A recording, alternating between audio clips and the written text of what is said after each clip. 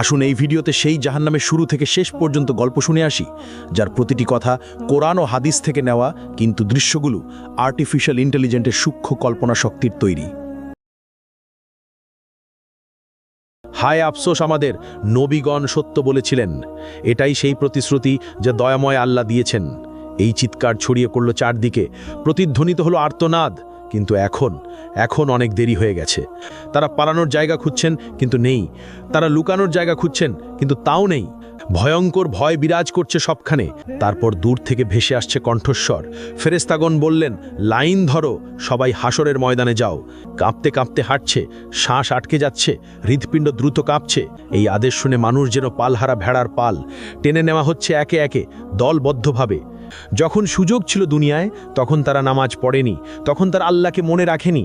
এখন মনে পড়ছে, কিন্তু খুব দেরি হয়ে গেছে। তারা ফিসফিস করছে, ইয়া রাব্বি, ইয়া রাব্বি, কিন্তু এখন অনেক দেরি হয়ে গেছে। আদম আলাইহিস সালাম থেকে শেষ নবজাতক পর্যন্ত সবাই এখানে উপস্থিত। অসংখ্য ভিড়, শ্বাস নেবার জায়গা নেই, চলাফেরার জায়গা নেই। এদিকে হাসরের ময়দান পৃথিবীর মতো বিস্তৃত, বরং আরও প্রশস্ত।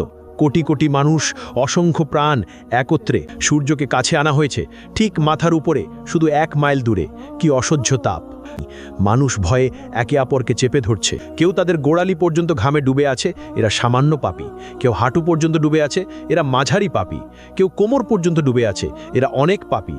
কেউ গলা পর্যন্ত ডুবে আছে, এরা মারাত্মক পাপী। এই শাস্তির মধ্যেই সময় অতিবাহিত হচ্ছে। বছরের পর বছর কেটে যাচ্ছে। তারা ঘামে ডুবে যাচ্ছে, কিন্তু মরতে পারছে না, কারণ মৃত্যু আর নেই।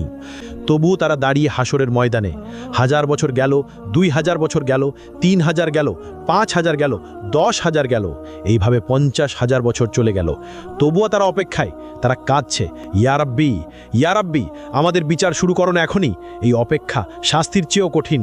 আমাদেরকে জাহান্নামে নিক্ষেপ করো, কিন্তু তবু এই অপেক্ষা শেষ করো। আমরা আর পারছি না। কিন্তু আল্লাহ, যিনি ন্যায় বিচারক, তাদেরকে অপেক্ষায় রাখলেন। কারণ দুনিয়ায় তারা তার আদেশকে অপেক্ষায় রেখেছিল।